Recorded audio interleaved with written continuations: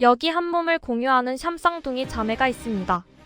미국에서 태어난 이 자매는 특별한 생김새 때문에 많은 어려움을 겪어야 했습니다.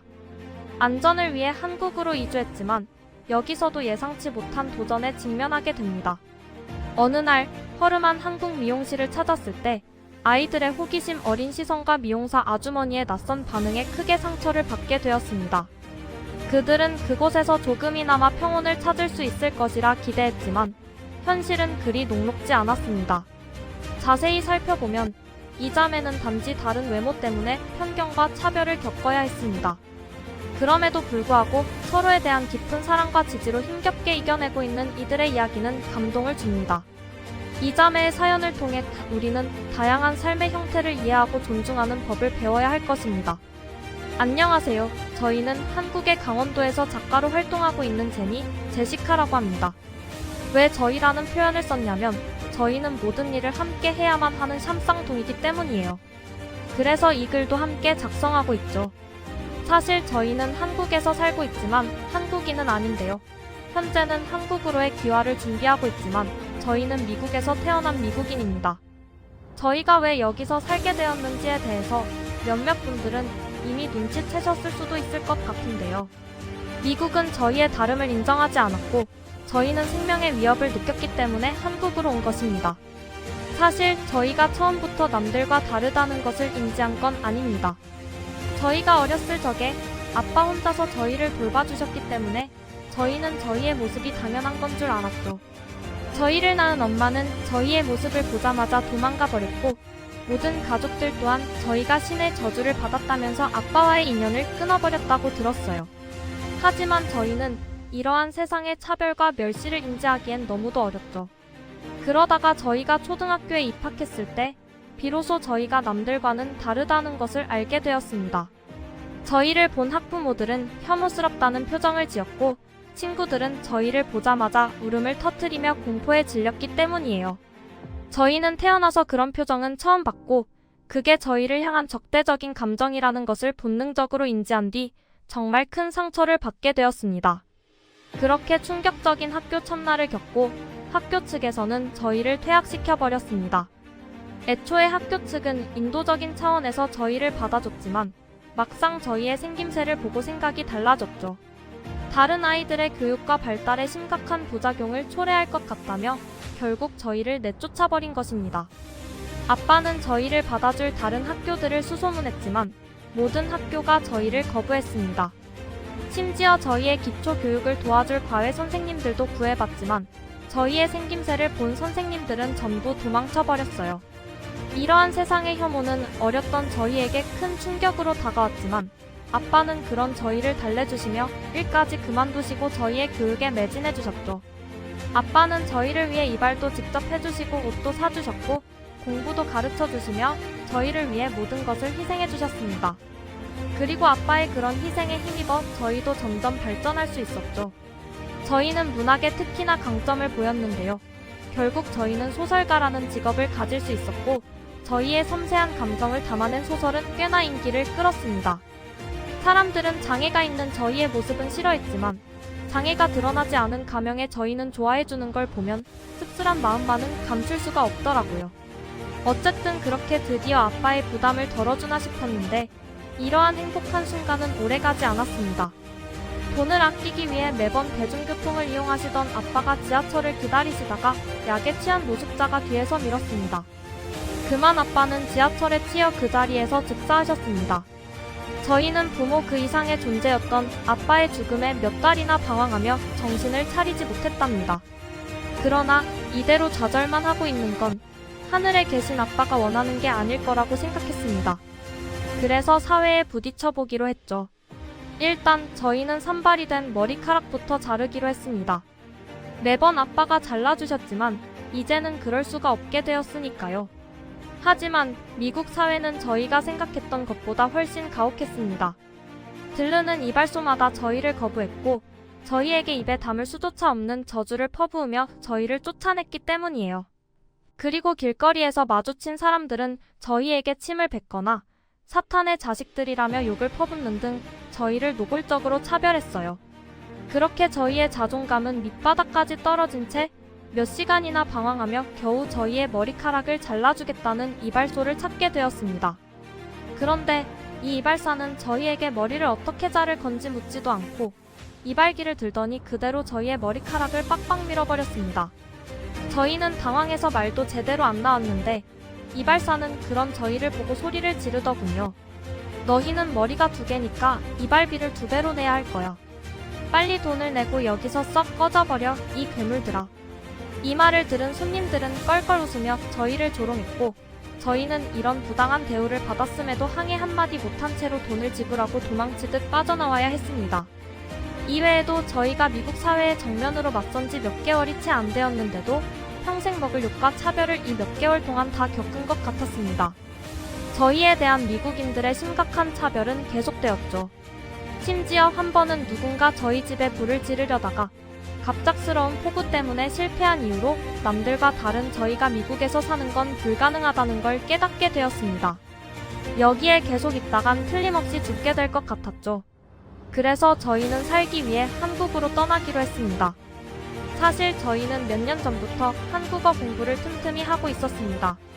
아빠는 진작부터 미국의 배타적인 사람들에 대해 치를 떨고 계셨고 언젠가는 미국에서 떠나야 한다는 사실을 미리 알고 계셨어요. 그리고 의료나 국민들의 수준 등 여러 요소들을 고려한다면 저희 가족에게 가장 이상적인 국가는 한국이라고 하셨습니다. 그래서 저희에게 미리 한국어 공부를 시키셨죠. 저희는 한국 드라마를 통해 재미있게 한국어를 공부했고 이건 신의 한 수가 되었던 것입니다. 또한 이곳 커뮤니티에 많은 사람들이 코리안 드림을 꿈꾸고 있고 실제로 차별 없고 안전한 한국에서 새로운 삶을 살게 된 사람들 또한 많다고 들어서 저희에겐 정말 고민의 여지가 없었죠. 그렇게 저희는 미국에서의 삶을 정리하고 급하게 한국으로 떠났습니다. 저희는 한국의 강원도로 가게 되었는데요.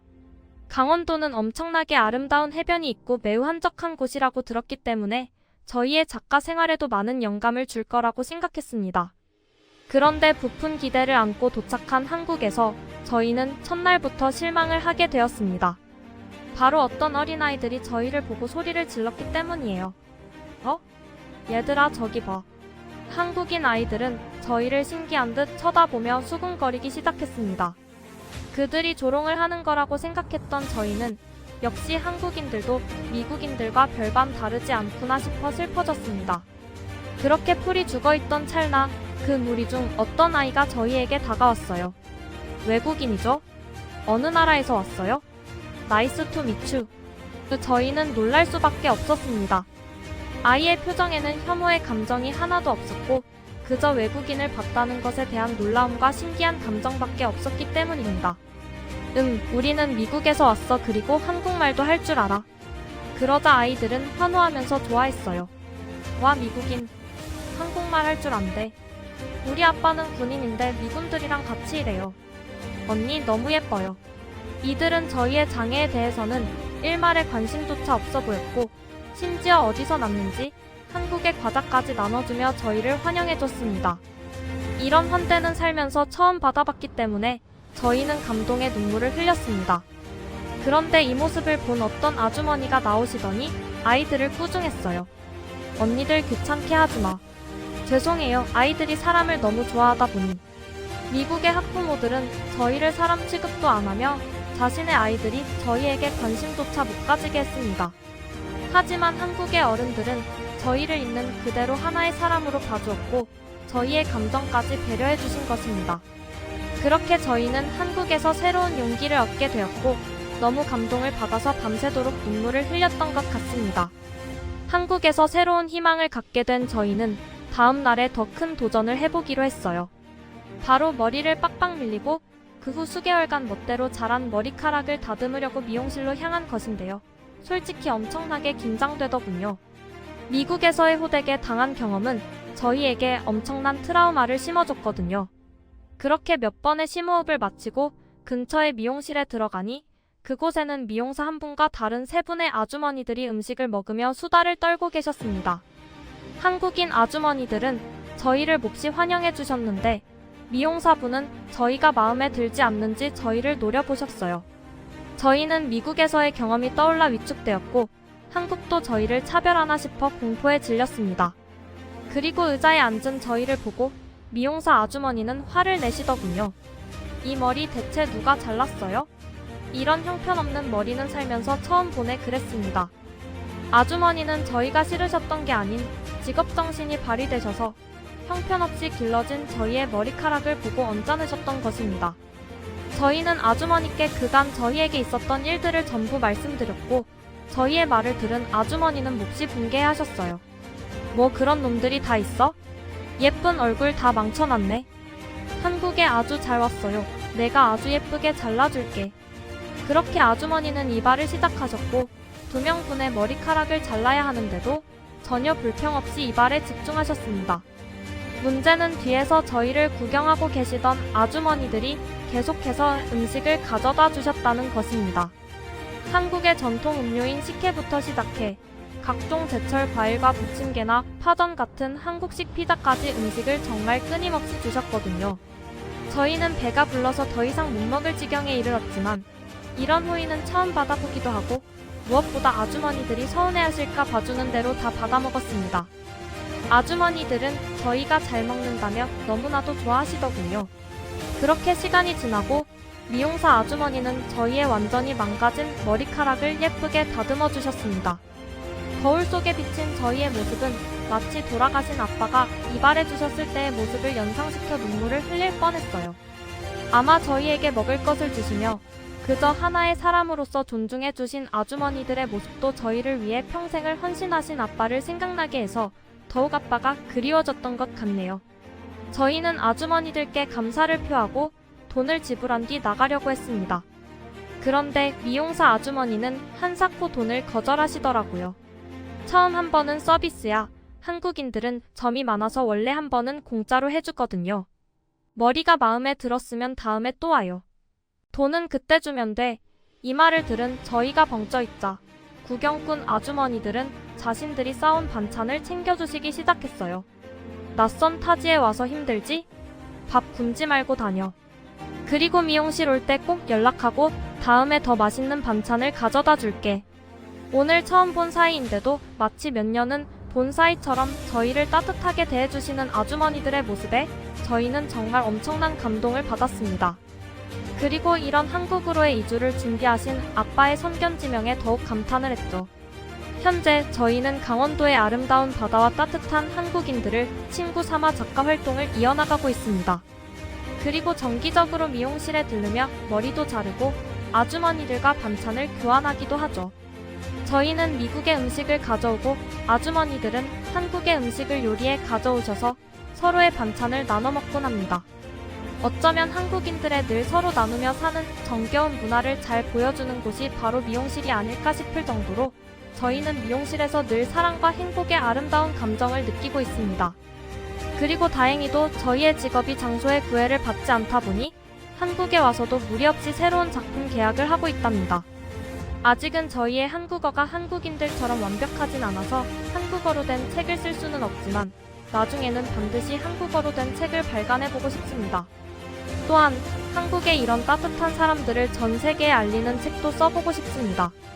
저희에게 새로운 삶을 선물해준 한국, 그리고 저희의 다름을 인정해주고 늘 인정을 베풀어주는 한국인들께 무한한 감사를 드립니다.